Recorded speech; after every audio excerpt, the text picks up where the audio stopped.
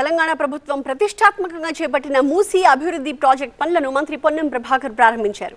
నిర్వాసితులు భయపడాల్సిన అవసరం లేదని 100% పునరావాసం కల్పిస్తామని చెప్పారు. మూసీ నది ప్రక్షాళన ఆపరేషన్ ప్రారంభమైందన్నారు మంత్రి పొన్నం ప్రభాకర్. హైదరాబాద్ బ్రాండ్ ఇమేజ్ పెంచేలా కార్యక్రమం చేపట్టామన్నారు. మూసీ ప్రక్షాళనతో పాటు పాత నగరానికి పునర్వైభవం కూడా తీసుకొస్తామని చెప్తున్నారు. మూసీ పరివాహక ప్రాంతాన్ని పర్యాటకంగా అభివృద్ధి చేస్తామన్నారు పొన్నం. మూసీ ప్రాజెక్టులో నిర్వాసితులైన వారికి పునరావాసం కల్పిస్తామని భరోసా కల్పించారు. మూసీ ప్రాజెక్ట్ అమలుకు స్థానిక ప్రజలంతా సహకరించాలని కోరారు మంత్రి పొన్నం ప్రభాకర్. మరింత సమాచారాన్ని మా కరెస్పాండెంట్ లక్ష్మీకాంత్ అందిస్తారు. మూసీ నది సుందరీకరణ కోసం, అలాగే మూసీ రివర్ బెడ్లో ఉన్నటువంటి నిర్వాసితులకు ప్రత్యేకంగా వాళ్లకు ఇళ్లను ఏర్పాటు చేయడానికి, వాళ్లకు పునరావాసం కల్పించడానికి ప్రభుత్వం ప్రత్యేకంగా టార్గెట్ తీసుకుంది. ప్రభుత్వం ప్రతిష్టాత్మకంగా తీసుకున్న నేపథ్యంలో మంత్రి పొన్నం ప్రభాకర్తో పాటు ఐఏఎస్ అధికారుల బృందం ఫీల్డ్ లెవెల్లో పర్యటిస్తున్నారు.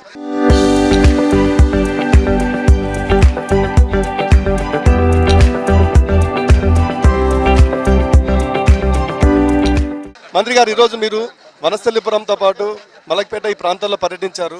మెయిన్ నిర్వాసితులకు సంబంధించి ఏ విధంగా చేయబోతున్నారు? ముందుగా మూసీ ప్రక్షాళన కార్యక్రమం గౌరవ ముఖ్యమంత్రి గారు ప్రతిష్టాత్మకంగా ఈ ప్రభుత్వం తీసుకుంటా ఉంది.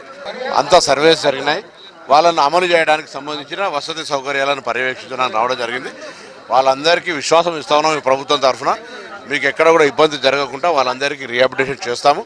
దయచేసి ప్రభుత్వం ప్రతిష్టాత్మకంగా తీసుకుంటున్న ఈ యొక్క కార్యక్రమానికి అటు పర్యావరణాన్ని రక్షించే విధంగా, పాత నగరాన్ని పునర్వైభవం తెచ్చేటువంటి ప్రణాళికలో భాగంగా ఇది ఒక పెద్ద పర్యాటక కేంద్రంగా మారి హైదరాబాద్ బ్రాండ్ ఇమేజ్కు పెంచేటువంటి కార్యక్రమానికి అందరూ సహకరించాల్సిందే కోరుతా ఉన్నాం.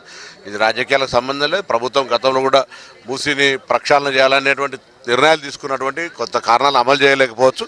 మేము దృఢ సంకల్పం తీసుకొని మా ముఖ్యమంత్రి రేవంత్ రెడ్డి గారు, మా ప్రభుత్వం దాన్ని పూర్తిగా 100% ఇబ్బందులైనా ఎదుర్కొనైనా దాన్ని చేయాలని ఆలోచన చేస్తూ ఉన్నాం. కాబట్టి అందులో ప్రథమంగా ముందు అక్కడ పునరావాసం తీసుకోవాల్సిన వాళ్ళందరికీ పునరావాసం కల్పించే కార్యక్రమంలో భాగంగా ఇక్కడ రావడం జరిగింది. దాని తర్వాత గోదావరి వాటర్ ప్రక్షాళన చేయడానికి ఎక్కడైతే ఇన్పుట్ వాటర్ డ్రైనేజ్ వస్తూ ఉందో దాన్ని కలవకుండా చర్యలు తీసుకుంటా ఉన్నాం. సివరేజ్ ప్లానింగ్ ద్వారా గోదావరి వాటర్ని 5,500 కోట్ల రూపాయలతో తీసుకొచ్చి దాన్ని అంతా కూడా ఒక బ్యూటిఫుల్ జోన్గా చేయబోతున్నాం. సో ఇదందరూ కూడా ఒక ప్లాన్ ఆఫ్ యాక్షన్ కింద భాగంగా మొదటి ఫేజ్ పునరావాసం, దానికి సంబంధించినటువంటి పకడ్బందీగా చర్యలు తీసుకోవాలనే ఉద్దేశంతో అధికారులందరికీ తగిన సూచనలు చేయడానికి ప్రభుత్వం పక్షాన రావడం జరిగింది. మూసీ ప్రక్షాళనలో భాగంగా, సుందరీకరణలో భాగంగా అక్కడ ఉన్నటువంటి నిర్వాసితులు ఎవరైతే ఉన్నారో దాదాపు ఇప్పటివరకు ప్రభుత్వం 12,500 మంది కుటుంబాలు అక్కడ ఉన్నట్టుగా ఒక అంచనాకి అయితే వచ్చారు. దాదాపు 1.5 రోజులు సర్వే జరిగింది. సర్వే తర్వాత అక్కడ ముందు కూల్చే ముందు, ఆ మూసీ ప్రక్షాళన చేసే ముందు ఫీల్డ్ లెవెల్లో కావాల్సినటువంటి వారికి వసతి సదుపాయాలు, పునరావాసం కల్పించడానికి కావాల్సినటువంటి డబుల్ బెడ్రూమ్లు ఎక్కడెక్కడ ఉన్నాయి, ఎక్కడెక్కడ అవకాశం ఉన్న చోట ఇల్లు నిర్మించవచ్చు అన్న దానికి సంబంధించి హైదరాబాద్ ఇన్ఛార్జి మంత్రి పొన్నం ప్రభాకర్తో పాటు మున్సిపల్ శాఖ ప్రిన్సిపల్ సెక్రటరీ దానాకిషోర్, ఇతర ఐఏఎస్ అధికారుల బృందం మొత్తం కూడా ఫీల్డ్ లెవెల్లో హైదరాబాద్ మొత్తం పర్యటిస్తుంది.